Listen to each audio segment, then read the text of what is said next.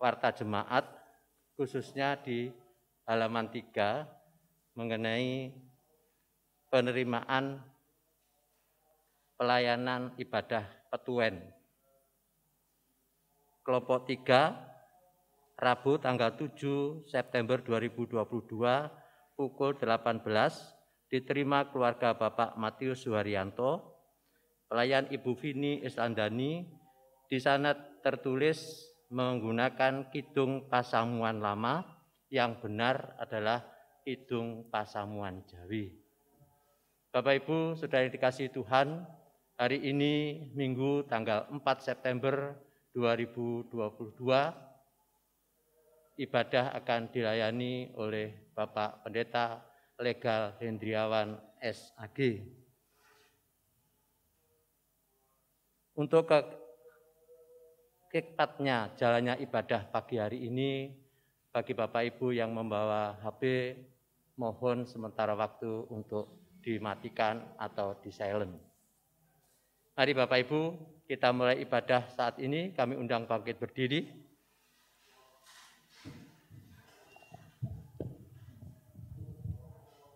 Umat yang dikasihi Tuhan, ibadah minggu saat ini adalah ibadah pembukaan bulan Kitab Suci. Pada bulan Kitab Suci ini, umat diajak untuk semakin mendalami kebenaran firman Tuhan yang tertulis dalam Alkitab. Firman Tuhan adalah pelita yang menerangi langkah hidup kita dari kegelapan. Firman Tuhan juga menjadi kekuatan bagi kita dalam menjalani kehidupan. Untuk itu, mengawali ibadah pembukaan bulan Kitab Suci saat ini, marilah kita datang kepada Tuhan, memuji dan menyembahnya dalam kebenaran. Kita sambut dengan memuji Tuhan menggunakan Kidung Jemaat nomor 21, bait yang pertama.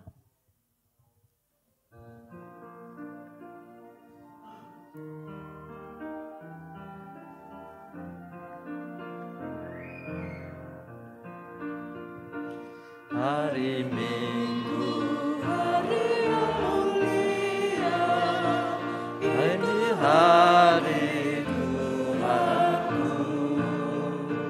Ia bawa rasa bahagia masuk dalam hatiku. Hari Minggu, hari Tuhan, hari suci dan teduh. Hari Minggu, hari Tuhan, hari suci dan teduh.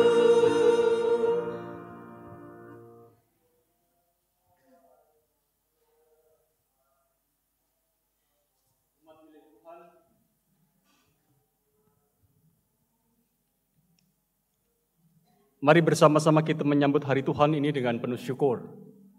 Dan kita memulai ibadah kita pada saat ini dengan satu pengakuan yang sama. Ibadah pembukaan bulan Kitab Suci pada saat ini kita lakukan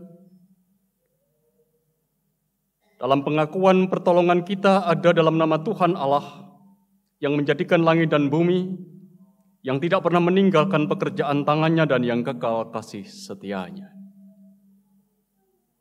Kasih karunia dan damai sejahtera yang berasal dari Allah Bapa di dalam pengasihan Tuhan Yesus ada bersama dengan saudara-saudara. Amin. Umat disilakan duduk.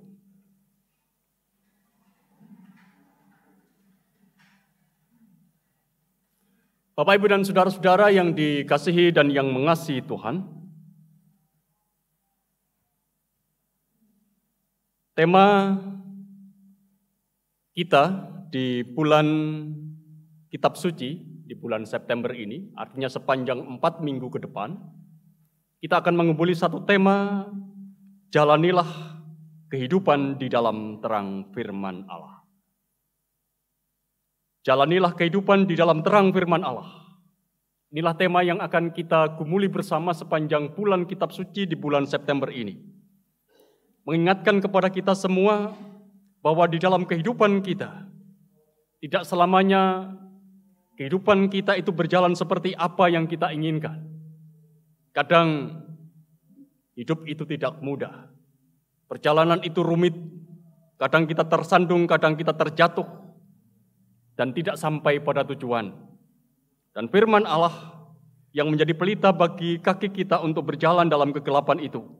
Firman Allah yang akan menuntun kita kepada kebenaran dan hidup, sehingga kita akan menemukan jalan atau jawaban dari setiap pergumulan yang ada dalam perjalanan kehidupan kita itu.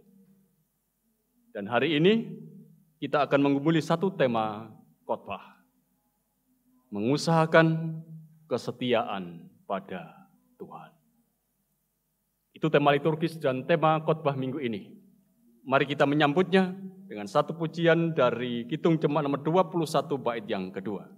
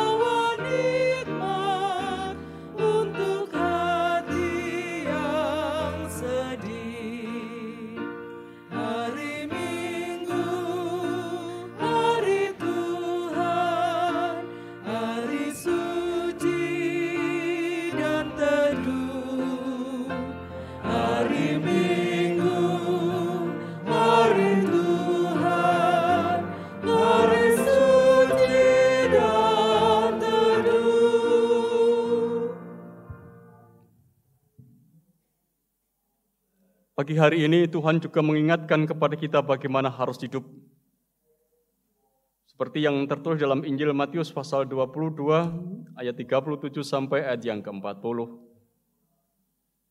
Jawab Yesus kepadanya, "Kasihilah Tuhan Allahmu dengan segenap hatimu dan dengan segenap jiwamu dan dengan segenap akal budimu. Itulah hukum yang terutama dan yang pertama. Dan hukum yang kedua yang sama dengan itu ialah kasihilah sama manusia seperti dirimu sendiri. Pada kedua hukum inilah tergantung seluruh hukum Taurat dan kitab para nabi." Bapak, Ibu, dan saudara-saudara yang dikasihi dan yang mengasihi Tuhan, kita menghayati itulah idealnya hidup. Hidup orang percaya, mengasihi Allah dan mengasihi orang lain. Kita mengusahakan dengan segenap hati, segenap jiwa, segenap akal budi, dan juga mengasihi orang lain seperti kita mengasihi diri kita sendiri. Namun sering kita juga merasakan bahwa hidup kita jauh dari ideal itu. Tak jarang hidup kita justru berbeda atau berbanding terbalik dengan apa yang menjadi ideal kehidupan yang disampaikan oleh Tuhan Yesus.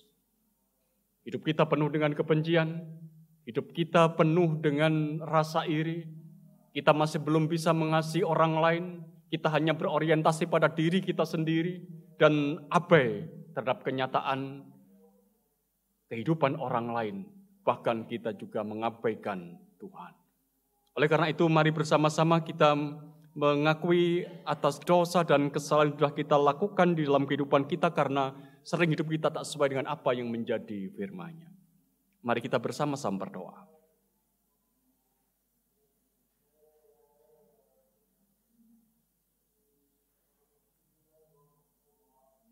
Bapa yang di sorga, perkenankan pada saat ini kami anak-anak-Mu menghampiri tahta-Mu. Kami bersyukur atas karya indah-Mu yang sudah Engkau nyatakan bagi kami. Engkau adalah Allah yang mengasihi kami, Engkau adalah Allah yang memberkati kami. Engkau adalah Allah yang senantiasa ada dan hadir dalam kehidupan kami, memungkinkan kami untuk menjalani kehidupan yang Engkau sediakan.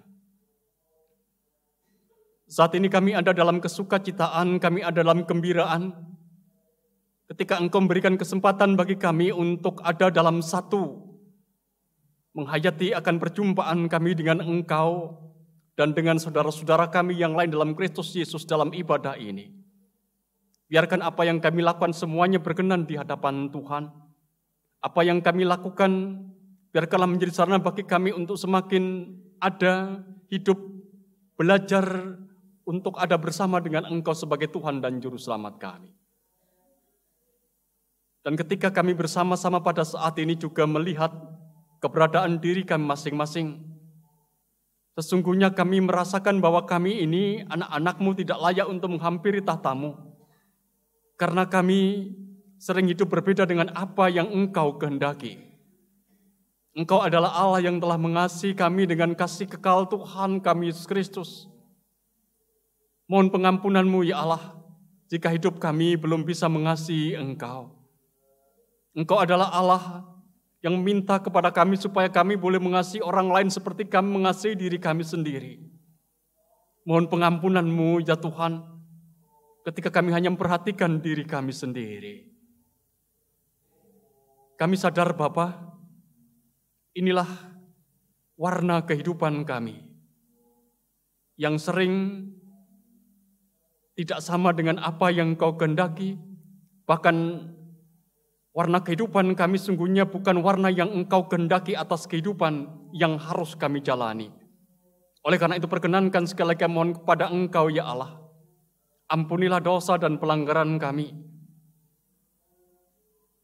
Mampukan kami dengan pengampunan-Mu itu untuk kembali belajar hidup benar di hadapan Tuhan. Kami percaya Engkau adalah Allah yang mengasihi kami. Engkau juga yang mendengar apa yang menjadi ungkapan pengakuan dosa kami. Kami ungkapkan doa ini hanya dalam nama Tuhan Yesus. Amin. Jemaat diundang untuk bangkit berdiri.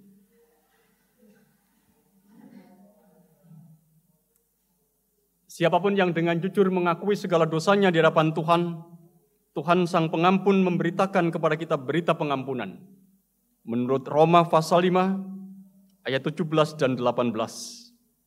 Sebab jika oleh dosa satu orang maut telah berkuasa oleh satu orang itu, maka lebih benar lagi mereka yang telah menerima kelimpahan kasih karunia dan anugerah kebenaran akan hidup dan berkuasa oleh karena satu orang itu, yaitu Yesus Kristus. Sebab itu, sama seperti oleh satu pelanggaran semua orang beroleh penghukuman, demikian pula oleh satu perbuatan kebenaran semua orang beroleh pembenaran untuk hidup. Demikian berita pengampunan untuk kita, dan kita sambut berita pengampunan ini dengan kita kembali angkat satu pujian dari NKP nomor 119 bait 1 dan 3.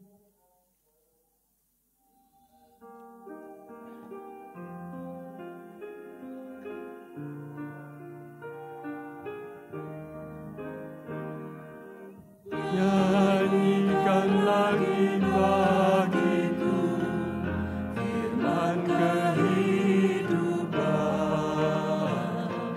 sungguh mulia dan merdu firman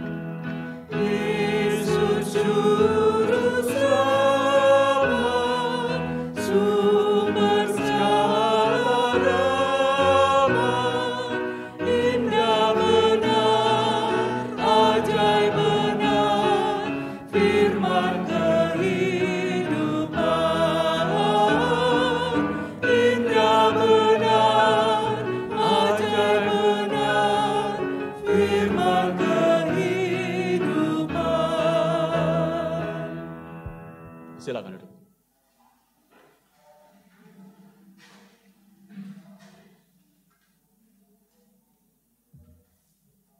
Bapak, Ibu, Saudara yang terkasih, tibalah saatnya kita untuk bersama-sama menerima sabda Tuhan. Namun sebelumnya marilah kita berdoa terlebih dahulu. Kita berdoa. Bapa yang Maha Kasih, kami mengucapkan syukur atas segala penyertaan dan kasih setiamu kepada kami semua. Sehingga pada kesempatan ini, kami bisa bersama-sama kembali berkumpul di rumah-Mu yang kudus ini untuk kembali kami mendengarkan sabda-Mu. Semoga sabda-Mu yang akan disampaikan oleh hamba-Mu ini dapat menjadi petunjuk bagi kami untuk kami menjalankan kehidupan kami dari hari ke hari. Untuk itu Tuhan, kami mohon Engkau senantiasa membimbing kami untuk selalu menjadi pendengar yang baik. Dalam nama Tuhan kami Yesus Kristus, kami berdoa. Amin. Kita memuji dari Kidung Jemaat 356, baitnya yang pertama.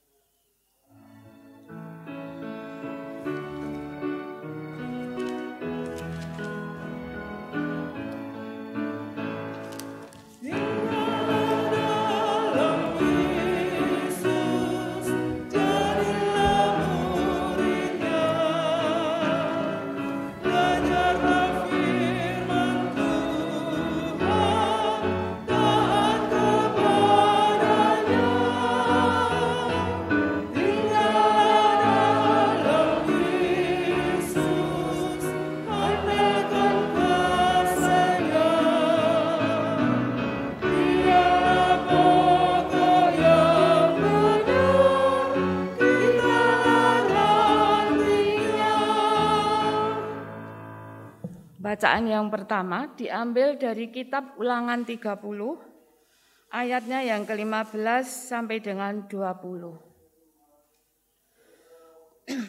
Ingatlah, aku menghadapkan kamu pada hari ini kehidupan dan keberuntungan, kematian dan kecelakaan.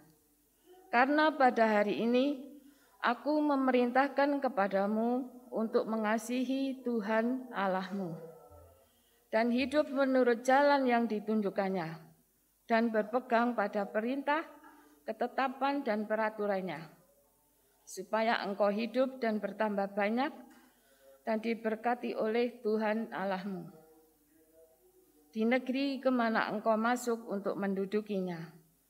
Tetapi jika hatimu berpaling, dan engkau tidak mau mendengar, bahkan engkau mau disesatkan untuk sujud menyembah kepada Allah lain, dan beribadah kepadanya, maka aku memberitahukan kepadamu pada hari ini bahwa pastilah kamu akan binasa, tidak akan lanjut umurmu di tanah.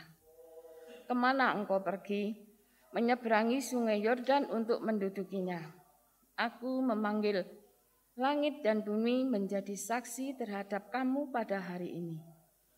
Kepadamu kuperhadapkan kehidupan dan kematian, berkat dan kutuk. Pilihlah kehidupan, supaya engkau hidup, baik engkau maupun keturunanmu, dan mengasihi Tuhan Allahmu, mendengarkan suaranya dan berpaut kepadanya, sebab hal itu berarti hidupmu dan lanjut umurmu untuk tinggal di tanah yang dijanjikan Tuhan, dengan sumpah kepada nenek moyangmu, yakni kepada Abraham, Ishak, dan Yakub, untuk memberikannya kepada mereka. Demikian sabda Tuhan.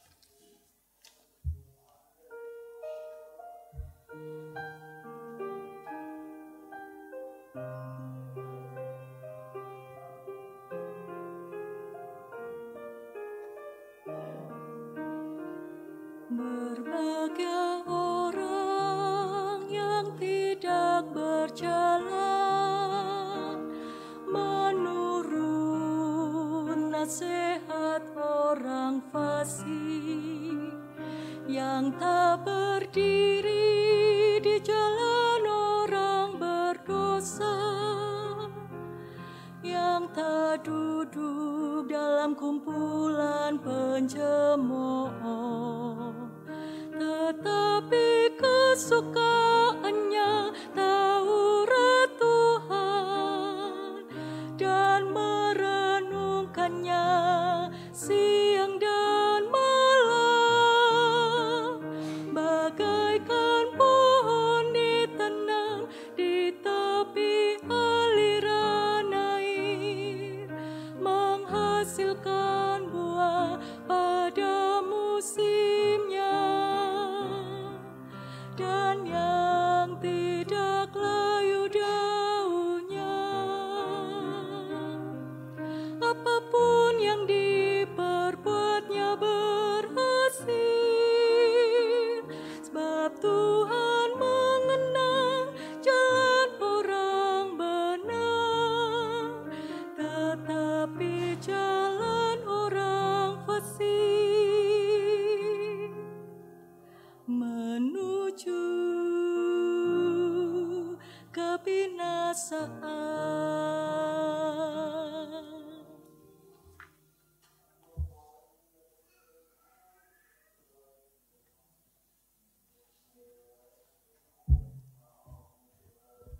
Bacaan yang kedua diambil dari Filemon pasal 1 ayat 1 sampai dengan 22.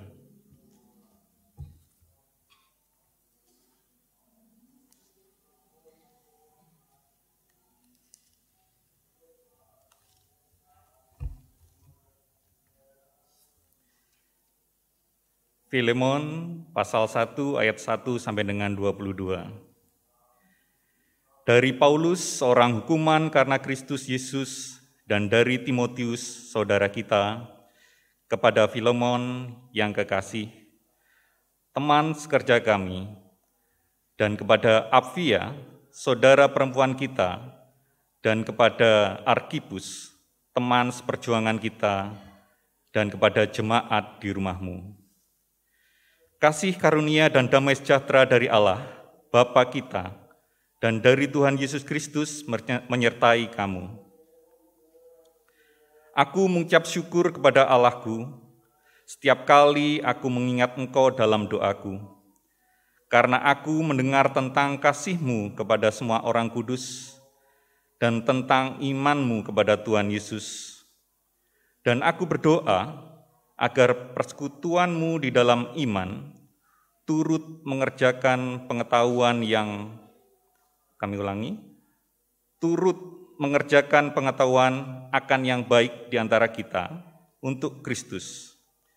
Dari kasih-Mu sudah kuperoleh kegembiraan besar dan kekuatan, sebab hati orang-orang kudus telah Kau hiburkan, saudaraku. Karena itu, sekalipun di dalam Kristus aku mempunyai kebebasan penuh untuk memerintahkan kepadamu apa yang harus engkau lakukan, tetapi mengingat kasih-Mu itu, lebih baik aku memintanya daripadamu.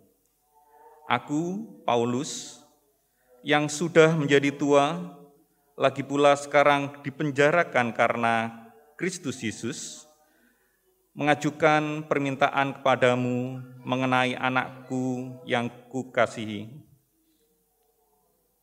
Kami ulangi, anakku yang kudapat selagi aku dalam penjara, yaitu Onesimus.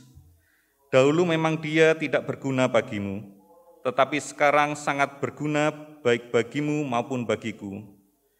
Dia kusuruh kembali kepadamu, dia, yaitu buah hatiku. Sebenarnya aku mau menahan dia di sini sebagai gantimu untuk melayani aku selama aku dipenjarakan karena Injil. Tetapi tanpa persetujuanmu, aku tidak mau berbuat sesuatu, supaya yang baik itu jangan engkau lakukan seolah-olah dengan paksa, melainkan dengan sukarela. Sebab mungkin karena itulah dia dipisahkan sejenak daripadamu, supaya engkau dapat menerimanya untuk selama-lamanya. Bukan lagi sebagai hamba, melainkan lebih daripada hamba, yaitu sebagai saudara yang kekasih. Bagiku sudah demikian, apalagi bagimu, baik secara manusia maupun di dalam Tuhan. Kalau engkau menganggap aku temanmu seiman, terimalah dia seperti aku sendiri. Dan kalau dia sudah merugikan engkau ataupun berhutang kepadamu, tanggungkanlah semuanya itu kepadaku. Aku, Paulus, menjaminnya dengan tulisan tanganku sendiri. Aku akan membayarnya, agar jangan kukatakan, tanggungkanlah semuanya itu kepadamu, karena engkau berhutang padaku, yaitu dirimu sendiri. Ya saudaraku, semoga engkau berguna bagiku dalam Tuhan. Hiburkanlah hatiku di dalam Kristus. Dengan percaya kepada ketaatanmu, kutuliskan ini kepadamu. Aku tahu lebih daripada permintaanku ini akan kau lakukan. Dalam pada itu, bersedialah juga memberi tumpangan kepadaku, karena aku harap oleh doamu, aku akan dikembalikan kepadamu. Demikianlah kesaksian Alkitab.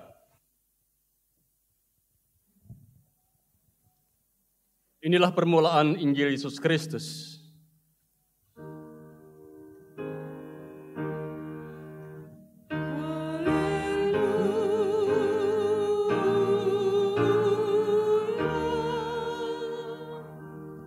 Umat diundang untuk bangkit berdiri.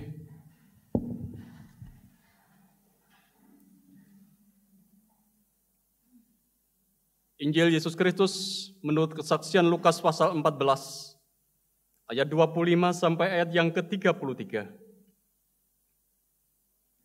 Pada suatu kali, banyak orang berduyun-duyun mengikuti Yesus dalam perjalanannya. Sambil berpaling, ia berkata kepada mereka, "Jikalau seorang datang kepadaku, dan ia tidak membenci bapaknya, ibunya, istrinya, anak-anaknya, saudara-saudaranya laki-laki atau perempuan, bahkan nyawanya sendiri, ia tidak dapat menjadi muridku. Barang siapa tidak memikul salibnya dan mengikut aku, ia tidak dapat menjadi muridku. Sebab siapakah di antara kamu yang kalau mau mendirikan sebuah menara tidak duduk dahulu membuat anggaran biayanya? Kalau cukup uangnya untuk menyelesaikan pekerjaan itu? Supaya jikalau ia sudah meletakkan dasarnya dan tidak dapat menyelesaikannya, jangan-jangan semua orang yang melihatnya mengejek dia sambil berkata, orang itu mulai mendirikan tetapi ia tidak sanggup menyelesaikannya. Atau raja manakah yang kalau mau pergi berperang melawan raja lain tidak duduk dahulu untuk mempertimbangkan apakah dengan 10.000 orang ia sanggup menghadapi lawan yang mendatanginya dengan 20.000 orang? Jikalau tidak, ia akan mengirim utusan selama musuh itu masih jauh untuk menanyakan syarat-syarat perdamaian. Demikian pula lah tiap-tiap orang di antara kamu yang tidak melepaskan dirinya dari segala miliknya tidak dapat menjadi muridku. Demikian firman Tuhan yang berbahagia adalah setiap kita yang mendengar dan memeliharanya dalam hidup. Amin.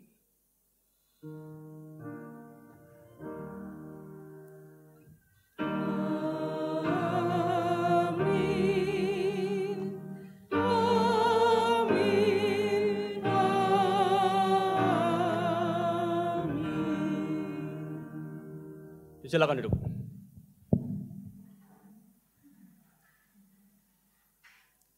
Selamat pagi Bapak Ibu dan saudara-saudara.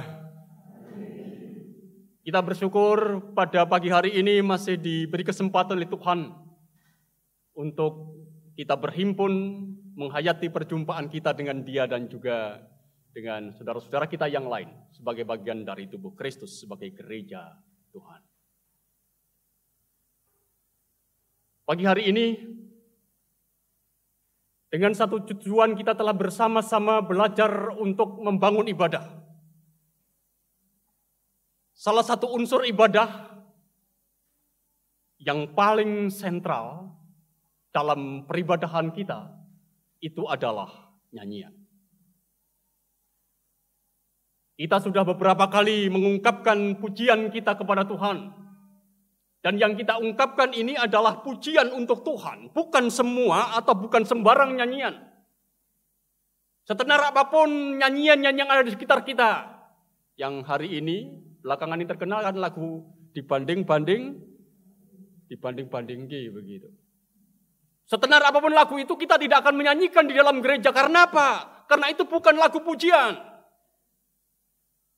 Dan sejak gereja ini berdiri, gereja ini ada di dunia ini, dan gereja itu kemudian membawa nyanyian itu di dalam liturgi ibadahnya. Sejak itu pula sebenarnya lagu-lagu pujian untuk Tuhan terus diciptakan. Sudah tak terhitung lagi jumlahnya, banyaknya. Mungkin ratusan ribu, mungkin juga sudah jutaan. Kita menyebut lagu-lagu yang kita nyanyikan itu adalah lagu pujian atau himne Kristiani. Salah seorang tokoh besar, sang pencipta himne Kristiani yang dalam tanda kutip begitu, yang terkenal, itu adalah Francis Jane Crosby atau sering disebut dengan Fanny Crosby. Saya punya fotonya, tolong ditayangkan. Saudara-saudara, mari perhatikan foto ini. Dia adalah salah satu sosok besar yang mencipta lirik dan juga lagu himne Kristiani. Dia adalah Fanny Crosby. Dia adalah seorang perempuan berkebangsaan Amerika yang hidup 1820 tahun 1820 sampai 1915. Ia berasal dari gereja Metodis dan sepanjang hidupnya saudara-saudara, ia telah menciptakan lirik dan lagu itu kurang lebih 8.000 lagu. Kita bisa bayangkan 8.000 lagu yang ia ciptakan. Oleh sebabnya saudara-saudara, Fanny Crosby ini disebut dengan ratu penulis lagu pujian. Perhatikan kembali, mari kita lihat kembali sosok Fanny Crosby. Tolong ditayangkan kembali.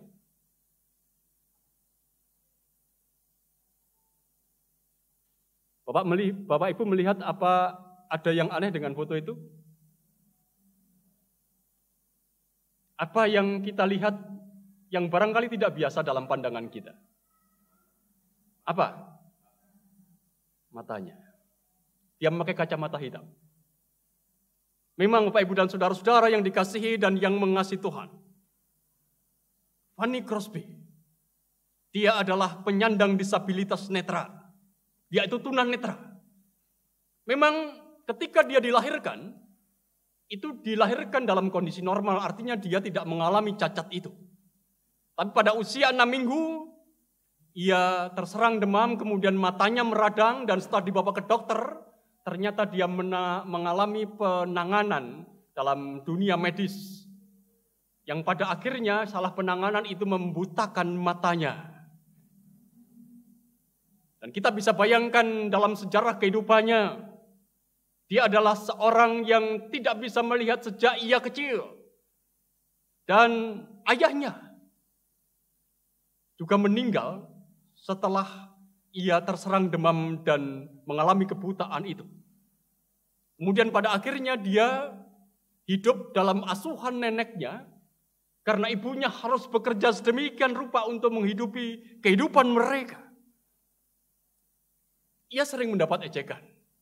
Ia sering direndahkan. Ia sering tidak dipandang sebagai pribadi yang berharga oleh orang lain sejak masa kecilnya. Dan itu terus berlanjut dalam kehidupannya. Ketika ia dewasa, ia menikah dengan seorang pria yang juga penyandang disabilitas netra. Ia memiliki seorang anak, tetapi anak ini tidak berumur lama. Setelah ia meninggal setelah berapa waktu dilahirkan. Itu yang ada diceritakan terkait dengan sosok yang tadi kita perhatikan, yaitu Fanny Crosby. Bapak, Ibu, dan saudara-saudara yang dikasihi dan yang mengasihi Tuhan, dari sini kita bisa melihat sesungguhnya dalam kehidupan Fanny Crosby itu ada banyak kepahitan. Fanny Crosby berhadapan dengan berbagai macam pergumulan. Itu juga berarti bahwa Fanny Crosby itu sebenarnya punya banyak alasan untuk apa? Punya banyak alasan untuk berontak kepada Tuhan, untuk marah kepada Tuhan, untuk menjauh dari Tuhan atau tidak suka kepada Tuhan. Ia punya banyak alasan karena sepanjang hidupnya, dari kecil sampai ia dewasa, ia penuh dengan kegagalan, penderitaan, dan kepahitan. Tetapi tampaknya semua kepahitan itu tidak membuatnya dia menyerah kalah dengan kehidupan ini. Ia tetap setia kepada Tuhan. Ia terus berusaha untuk membuat dan mencipta lagu pujian yang itu adalah bakat yang dimilikinya sejak dia kecil.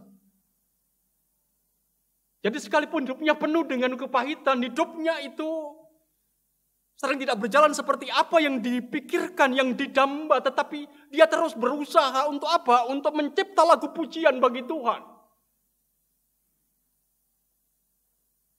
Paling tidak, dalam biografi yang pernah saya baca, dia menulis lirik atau lagu setiap hari itu 5-7. 5-7 lirik ataupun lagu pujian untuk Tuhan. Kita bisa bayangkan, kita nggak bisa sak lagu, kadang-kadang ya setahun nggak rampung begitu. Dia menulis satu hari itu 5-7 lagu ataupun juga lirik lagu. Dan kita juga saudara-saudara masih menyanyikan lagu-lagu Fanny Crosby. Saya melihat sebentar saja di Kidung Jemaat itu kira-kira ada 5, 6 atau 7 lagu ciptaan Fanny Crosby yang populer di telinga kita, yang itu sering kita nyanyikan di dalam peribadahan-peribadahan kita. Tapi melalui kisah ini saya ingin mengatakan kepada kita semua bahwa kisah hidup Fanny Crosby ini memberikan pesan kuat kepada kita semua, kepada orang-orang yang percaya. Yaitu bahwa kesetiaan kepada Tuhan, kesetiaan kepada Tuhan itu adalah sesuatu yang harus diupayakan. Kesetiaan itu sesuatu yang harus dipilih dan kemudian diperjuangkan. Dan itu nyata dalam kehidupan Fanny Crosby. Tidak peduli seperti apa sebenarnya narasi kehidupan Fanny Crosby, tetapi dia tetap belajar untuk setia kepada Tuhan. Sekalipun ia ada dalam kesakan, ia dalam penderitaan, ia ada dalam kepahitan, tetapi ia terus berkarya untuk Tuhan. Artinya dia setia terus dengan apa yang menjadi komitmen hidupnya, karena dia tentu sudah mengalami kesetiaan Tuhan itu bagi dirinya. Nah, Bapak, Ibu, dan saudara-saudara yang dikasihi dan yang mengasihi Tuhan,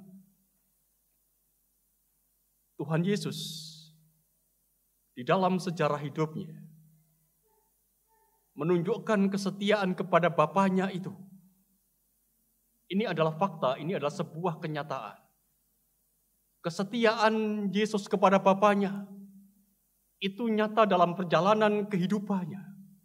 Ketika dia menderita, ketika dia sengsara, ketika dia disalib, dan ia berjumpa dengan kematiannya, ini menjadi bukti kesetiaan dari Yesus. Oleh karena itu, kepada para muridnya, ia mengajarkan hal yang sama. Apa yang dilakukannya dan apa yang diupayakannya untuk setia kepada Bapaknya, itulah juga yang sebenarnya diajarkan oleh Tuhan Yesus kepada murid-muridnya. Bacaan kita yang ketiga, Lukas pasal 4 ayat yang ke-26 dikatakan kepada kita begini. Jikalau seorang datang kepadaku dan ia tidak membenci bapaknya, ibunya, istrinya, anak-anaknya, saudara-saudaranya laki-laki atau perempuan, bahkan nyawanya sendiri ia tidak dapat menjadi muridku. Itu yang disampaikan oleh Tuhan Yesus kepada murid-muridnya.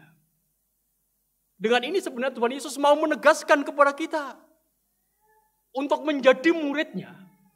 Maka setiap orang itu harus memberikan diri secara total, secara penuh kepada Dia.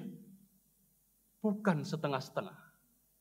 Pemberian diri itu adalah pemberian yang total. Dan ini sebenarnya ingin mengatakan kepada kita bahwa kesetiaan hidup itu haruslah total juga. Seperti yang dinyatakan oleh Tuhan Yesus kepada murid-muridnya. Kesetiaan itu bukan sekedar, bukan setengah-setengah, bukan ungkapan kata. Kesetiaan itu adalah apa yang harus diupayakan melalui perubahan, melalui pembangunan hidup. Karena kesetiaan itu sesungguhnya menjadi konsekuensi atas keputusan kita untuk mengikut Dia. Ayat 27. Barang siapa tidak memikul salibnya dan mengikut aku, ia tidak dapat menjadi muridku. Bahkan melalui dua perumpamaan yang disampaikan, yang diajarkan oleh Tuhan Yesus, kalau kita perhatikan dalam bacaan kita tadi saudara-saudara, ada dua perumpamaan yang disampaikan Tuhan Yesus. Perumpamaan yang pertama itu dari ayat 28 sampai ayat yang ke-30. Yaitu perumpamaan seorang yang membangun menara. Dan perumpamaan yang kedua itu ayat 31 sampai ayat yang ke-32. Yaitu perumpamaan raja yang menghitung-hitung kekuatannya sendiri. Melalui dua perumpamaan ini, sebenarnya Tuhan Yesus mau memberikan penekanan, memberikan penegasan kepada murid-muridnya dan juga kepada kita semua. Apa yang ingin Dia tegaskan? Itu bahwa seberapapun kekuatan, kekayaan, atau kepandian yang kita miliki, itu tidak akan menentukan posisi kita sebagai muridnya.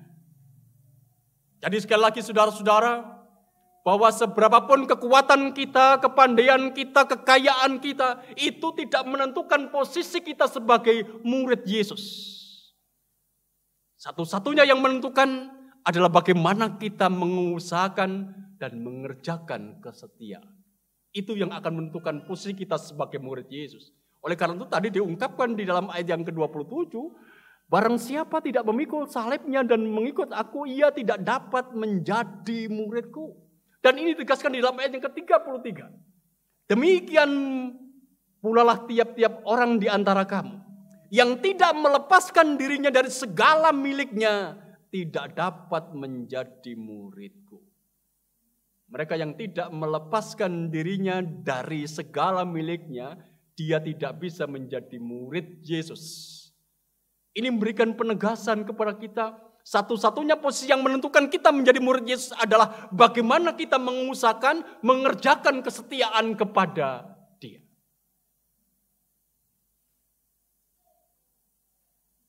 Bacaan kita yang kedua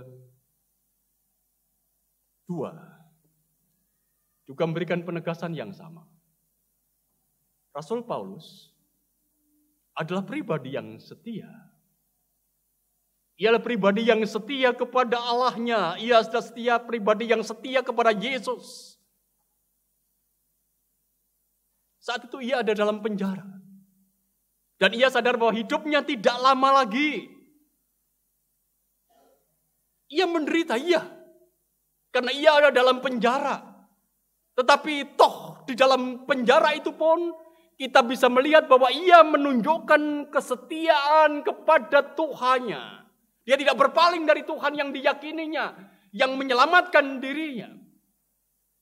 Oleh karena itu, tidak mengherankan atau tidak berlebihan kiranya kalau dalam suratnya kepada Filemon yang ditulisnya ketika ia dalam penjara itu, ia mau supaya Filemon juga mau menerima kembali Onesimus sebagai bentuk kesetiaan kepada Yesus. Artinya pada saat itu Rasul Paulus ingin bahwa Filemon itu mau menerima kembali Onesimus. Nampaknya ada persoalan di antara mereka. Yang kemudian Rasul Paulus ingin bahwa Onesimus ini diterima kembali oleh Filemon sebagai bentuk apa? Sebagai bentuk kesetiaan Filemon itu kepada Tuhan. Sebagaimana itu dihayati oleh Rasul Paulus sendiri sebagai pribadi yang mengusahakan kesetiaan hidupnya bagi Tuhan. Demikian pula bacaan kita yang pertama dari Ulangan pasal 30 ayat 15 sampai yang ke-20. Itu juga memberikan penekanan bahwa kesetiaan kepada Tuhan itulah yang harus diusahakan dan diupayakan oleh Israel. Jadi konteksnya pada saat itu adalah mereka, orang-orang Israel itu akan segera masuk Kanaan. Pada saat itu mereka sudah ada di tataran Moab. Sebentar lagi mereka akan memasuki Kanaan. Dan sebelum mereka sungguh-sungguh masuk ke Kanaan, pada saat itu Musa mengingatkan kepada mereka, mengingatkan kekhususan kehidupan mereka yang selalu ada dalam penyertaan, pimpinan, dan pendampingan Tuhan. Oleh karena itu, Musa membuat bangsa Israel itu harus memilih. Pilihan pertama adalah mereka harus memilih taat, setia kepada Tuhan, yang kemudian itu berujung pada kehidupan. Atau pilihan kedua. Pilihan kedua itu berarti tidak setia, tidak taat kepada Allah, kepada Tuhan. Dan itu akan berujung pada kebinasaan, bukan pada kehidupan. Musa menyadari hal itu. Menyadari karena apa? Karena sekalipun bangsa Israel itu adalah satu bangsa yang telah merasakan, mengalami bagaimana Tuhan menyertai kehidupan mereka. Tetapi masih terbuka kemungkinan bahwa Israel itu akan berpaling dari Allah. Masih terbuka kemungkinan itu. Oleh karena itu pada saat itu Musa mengingatkan kembali. Pilihlah kehidupan supaya engkau hidup. Baik engkau maupun keturunanmu. Pilihlah kehidupan. Dan konsekuensi pilihan ini tidak lain adalah kesetiaan kepada Tuhan. Dan jelas di sini saudara-saudara, Musa mau mengatakan bahwa kesetiaan itu bukan bergantung pada pemberian. Kesetiaan itu adalah sebuah keputusan. Kesetiaan itu sesuatu yang diupayakan. Sesuatu yang terus diperjuangkan di dalam kehidupan orang yang percaya. Bapak, Ibu, dan saudara-saudara yang dikasihi dan yang mengasihi Tuhan. Mari bersama-sama kita menghayati bahwa kesetiaan adalah keputusan hidup yang harus diusahakan dan diperjuangkan. Kesetiaan itu harus diupayakan. Kesetiaan itu harus diperjuangkan seperti apapun narasi kehidupan kita. Karena saudara-saudara berusaha untuk setia. Mari menghidupi kehidupan kita ini dengan kesetiaan. Kesetiaan kepada Allah, ya tentu. Tapi dalam relasi kita dengan yang lain, saudara-saudara, kita juga diingatkan. Kita juga ditantang untuk belajar setia kepada pasangan hidup kita. Setia kepada suami kita, kepada istri kita, kepada anak-anak kita. Setia kepada keluarga kita. Setia kepada pekerjaan kita. Setia pada pelayanan yang sudah diberikan oleh Tuhan kepada kita. Setia pada persekutuan kita. Dan setia pada berbagai macam ragam relasi yang itu ada dan kita bangun di dalam kehidupan kita. Sosok Fanny Crosby, saudara-saudara. Dia adalah sosok yang terus belajar dan berusaha untuk setia pada Tuhan. Dengan terus menulis lirik ataupun lagu pujian yang indah bagi Tuhan. Meskipun kita tahu hidupnya tidak seindah himne-himne ciptaannya. Meski hidupnya sering dirundung oleh nestapa, hidupnya dirundung oleh kepahitan. Kesetiaan Fanny Crosby, saudara-saudara, tentu berasal dari penghayatan dalam relasi dirinya dengan Allahnya yang setia. Dia memahami Allah itu setia. Oleh karena itu ia belajar untuk setia kepada Allah. Dari mana ia belajar tentang Allah yang setia itu, saudara-saudara, dalam hidupnya yang pahit itu? Dia belajar dari Alkitab. Dia belajar dari firman Allah. Dalam salah satu bagian biografi Fanny Crosby, diceritakan begini, bahwa Fanny Crosby ini sejak usia 10 tahun, dia sudah diajari oleh ibunya, oleh neneknya, untuk membaca dan menghafal ayat-ayat Alkitab. Jadi sejak usia 10 tahun. Jadi bukan hanya mendengar, tapi dia juga sudah diajari oleh neneknya, oleh ibunya untuk mendengar dan menghafal Alkitab. Pada usia 15 tahun, saudara-saudara, dia sudah hafal kitab Kidung Agung. Dia sudah hafal kitab Amsal. Dia sudah hafal beberapa Mazmur. Pada usia 15 tahun, kita bisa bayangkan bagaimana dia begitu menghayati akan firman Tuhan yang didengarnya di dalam kehidupannya.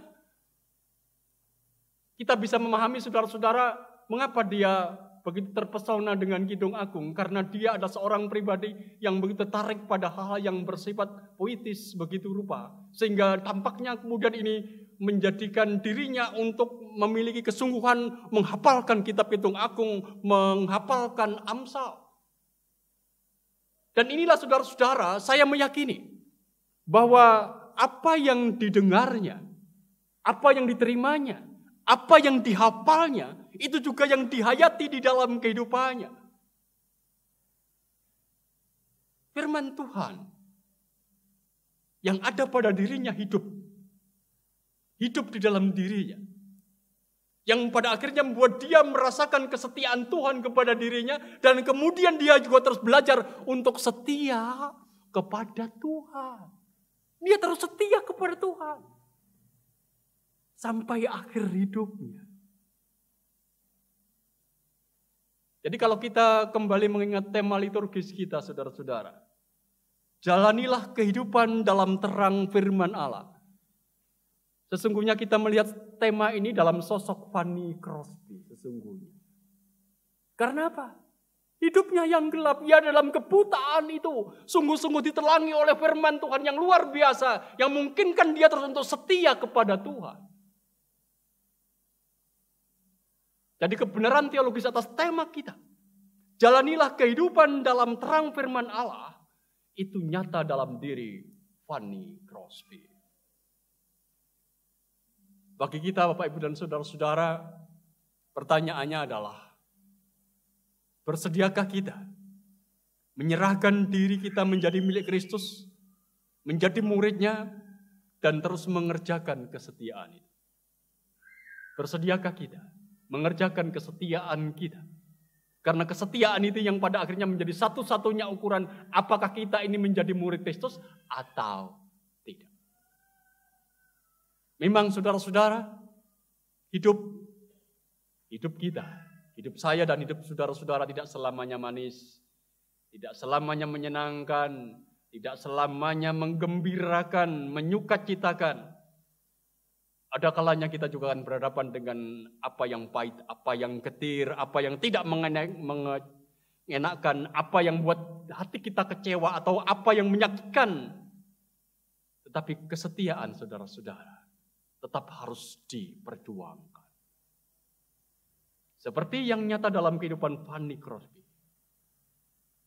Satu-satunya cara yang ingin diungkapkan kepada kita dalam konteks bacaan kita, dalam ketokohan Fanny Crosby, adalah biarlah hidup kita itu diterangi oleh firman Tuhan. Karena Fanny Crosby hidupnya sungguh-sungguh boleh menghayati kesetiaan Tuhan di dalam hidupnya, itu karena firman Tuhan, maka yakinlah bahwa kita pun juga akan dimungkinkan untuk setia berjuang untuk kesetiaan kita itu jika kita juga dalam hidup ini terus belajar untuk membaca, mendengar firman Tuhan.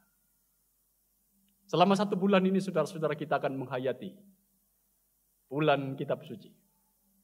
Artinya biarkanlah firman Tuhan yang ada pada diri kita, yang kita baca, kita coba renungkan, kita coba hayati dalam kehidupan kita, akan terus mendorong kita untuk terus memperjuangkan kesetiaan kepada Tuhan, karena sekali lagi bahwa pada akhirnya hidup kita menjadi murid Yesus atau tidak, ukurannya satu, yaitu kesetiaan kita kepada Dia. Mari berjuang untuk kesetiaan kita padanya. Amin. Satu doa untuk kita.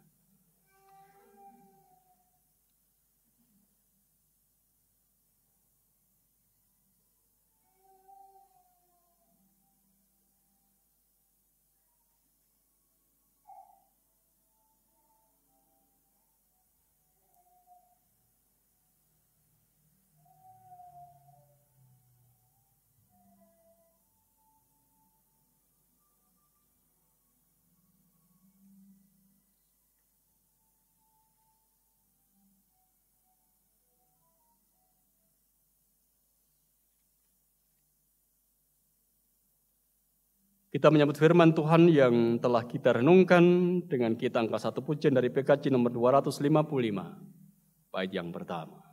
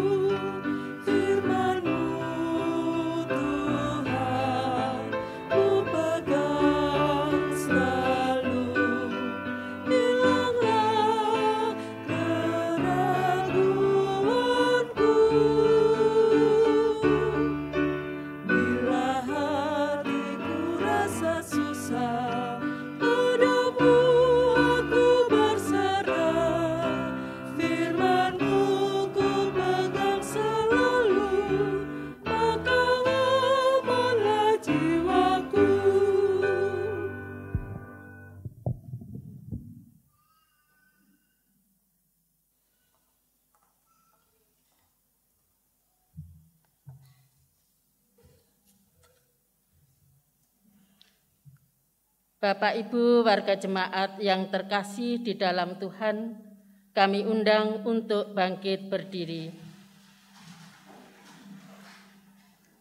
Bersama umat percaya di seluruh dunia, kita akan mengucapkan pengakuan iman rasuli yang demikian. Aku percaya kepada Allah, Bapa yang Maha Kuasa, Khalik langit dan bumi, dan kepada Yesus Kristus, Anak-Nya yang tunggal Tuhan kita, yang dikandung daripada Roh Kudus, lahir dari anak darah Maria, yang menderita di bawah pemerintahan Pontius Pilatus, disalibkan, mati dan dikuburkan, turun ke dalam kerajaan maut. Pada hari yang ketiga, bangkit pula dari antara orang mati, naik ke surga, duduk di sebelah kanan Allah, Bapa yang Maha Kuasa, dan akan datang dari sana untuk menghakimi orang yang hidup dan yang mati. Aku percaya kepada Roh Kudus, gereja yang kudus dan am, persekutuan orang kudus, pengampunan dosa, kebangkitan daging, dan hidup yang kekal. Amin. Jemaat dipersilahkan duduk kembali.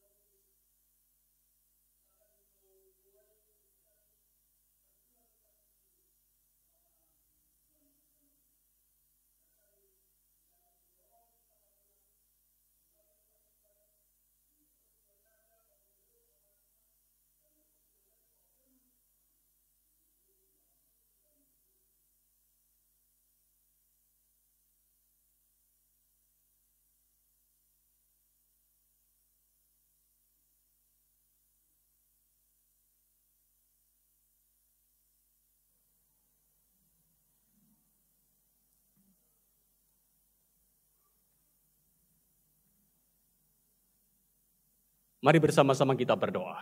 Kita akan angkat syafaat kita.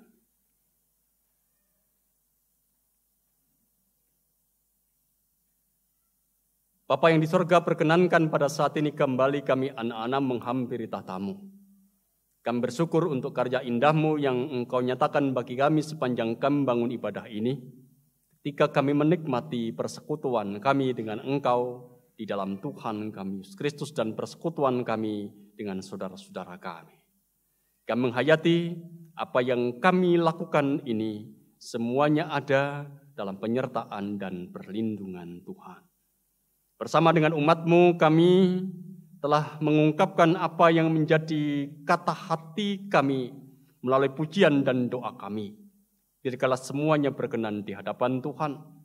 Dan dalam satu persekutuan ini juga kami telah mendengarkan apa yang menjadi ungkapan kata hati-Mu ya Allah melalui pembacaan dan perenungan akan firman-Mu.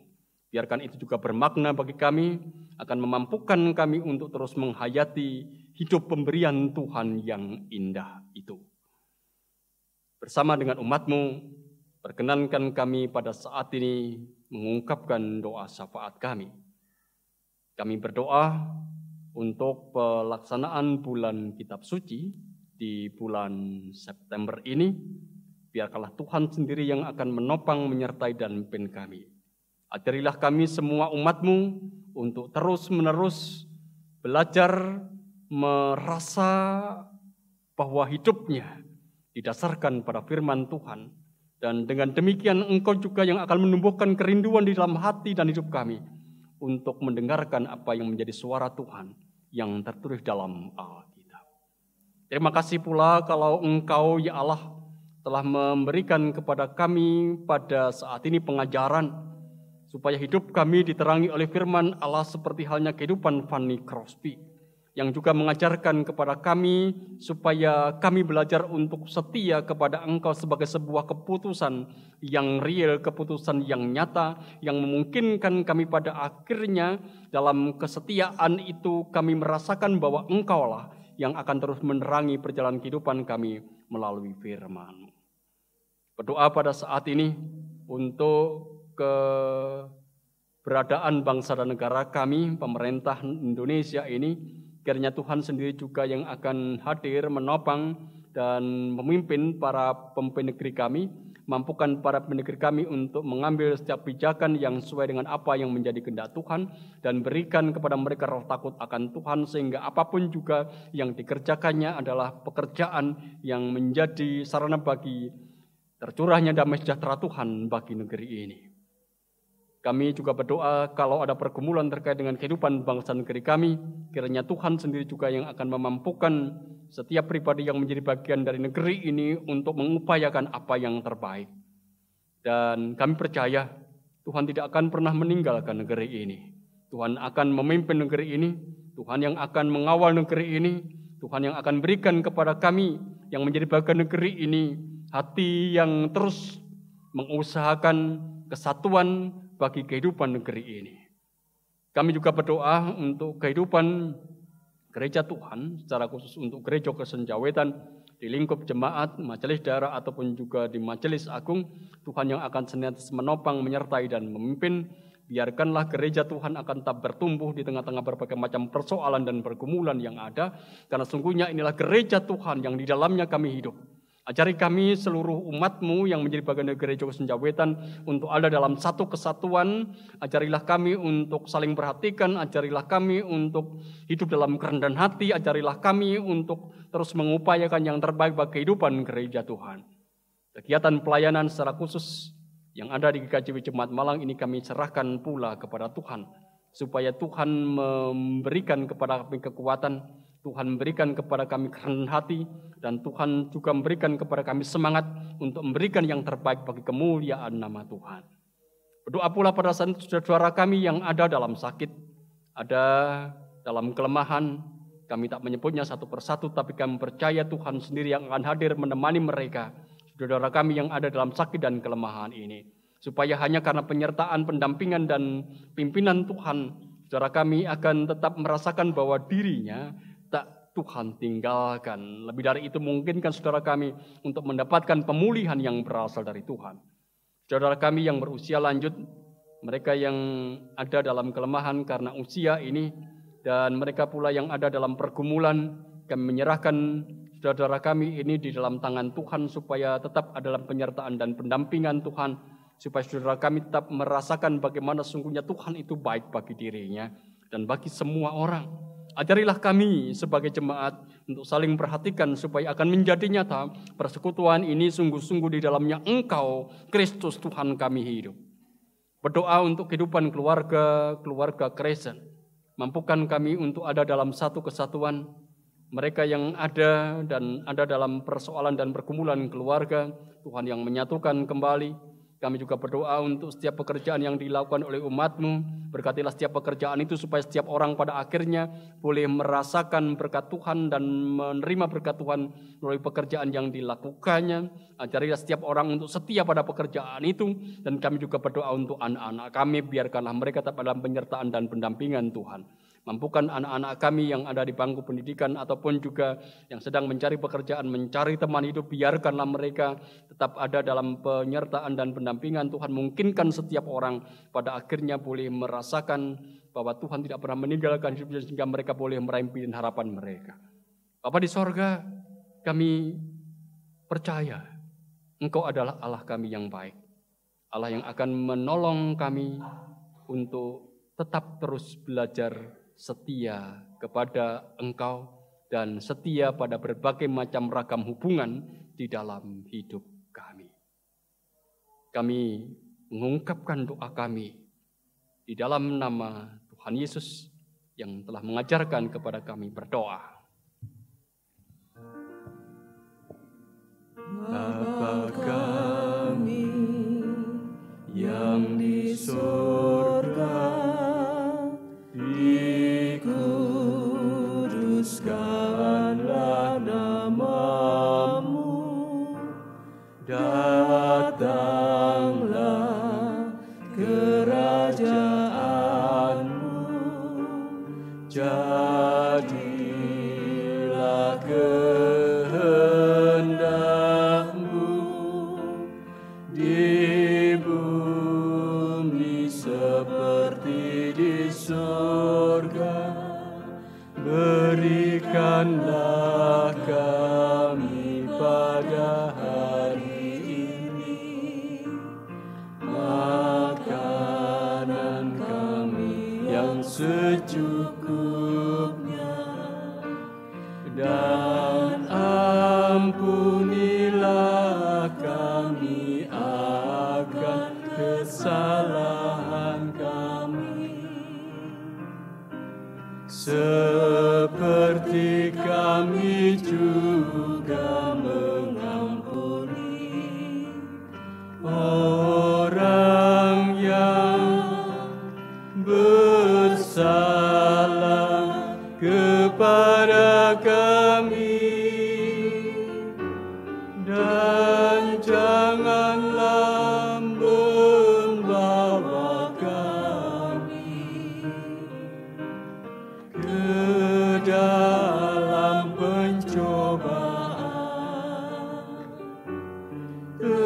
tetapi lepaskanlah kami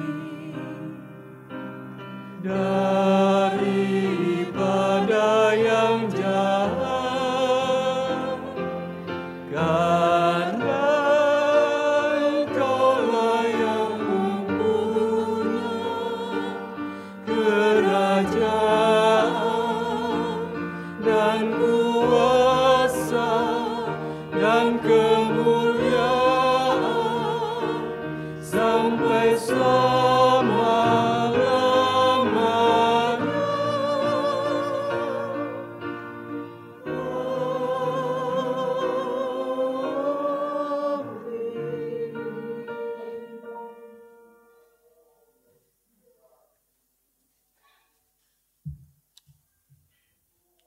Bapak Ibu yang dikasihi Tuhan, marilah kita mengucap syukur kepada Tuhan atas limpahan rahmat-Nya serta berkat-berkat-Nya bagi kita. Adapun dasar persembahan kita diambil dari 2 Korintus 9 ayatnya yang ke-7. Hendaklah masing-masing memberikan menurut kerelaan hatinya, Jangan dengan sedih hati atau karena paksaan, sebab Allah mengasihi orang yang memberi dengan sukacita. Baik Bapak Ibu, marilah kita menyerahkan persembahan kita dengan ucapan syukur. Kita sambil menyanyi dari Kidung Jemaat 450 bait yang pertama, keempat, dan kelima sampai selesainya persembahan.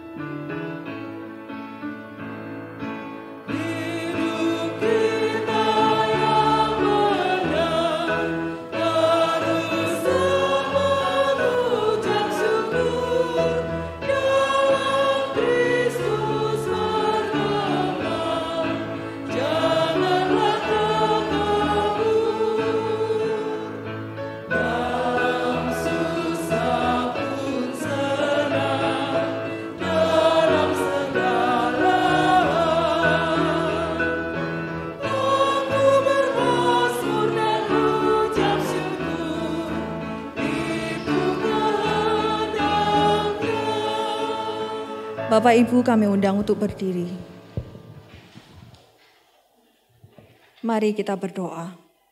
Allah Bapa kami yang penuh kasih dan kuasa, kami bersyukur Tuhan untuk kesempatan yang indah yang boleh kami miliki. Kami boleh bermuji dan kami boleh mendengarkan firman-Mu. Tuhan, saat ini kami telah mengumpulkan persembahan sedikit dari berkat-berkat yang Tuhan limpahkan kepada kami. Berkatilah persembahan ini Bapa, agar boleh menjadi sarana pelebaran kerajaan-Mu. Berkati Bapak Ibu yang mengelola persembahan, biarlah mereka boleh mendapatkan hikmat dan kebijaksanaan yang berasal dari Engkau. Apa yang ada pada kami Bapa, berikan kami hikmat untuk bisa menggunakan setiap berkat yang Tuhan limpahkan kepada kami. Terima kasih Tuhan, kami mau menyerahkan persembahan dan ucapan syukur kami. Hanya di dalam nama Tuhan kami Yesus Kristus kami berdoa dan mengucap syukur. Amin.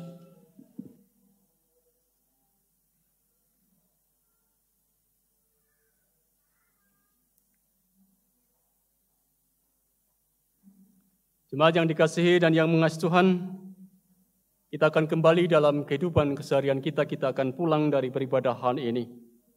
Oleh karena itu, mari kita menjadikan bulan Kitab Suci saat ini, artinya sepanjang bulan ini, sebagai sarana bagi kita untuk semakin bertumbuh dan berbuah di dalam Kristus Yesus. Percayalah bahwa Tuhan Allah melalui firman-Nya senantiasa menyertai dan berkati kita, dan mari kita menjadi pelaku firman di dalam kehidupan kita, supaya sungguh-sungguh ada di dalam kehidupan kita itu adalah kebenaran Allah.